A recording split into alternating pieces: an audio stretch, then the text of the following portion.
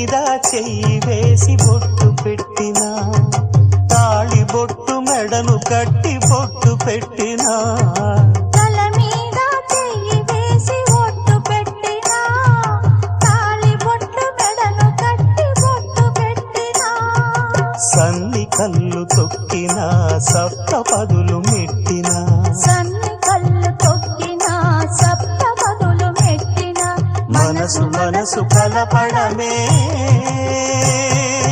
మంత్రం పరమార్థం. శ్రీరస్తు శుభమస్తు, శ్రీరస్తు శుభమస్తు. శ్రీకారం చుట్టుకుంది పెళ్లి పుస్తకం, ఇక ఆకారం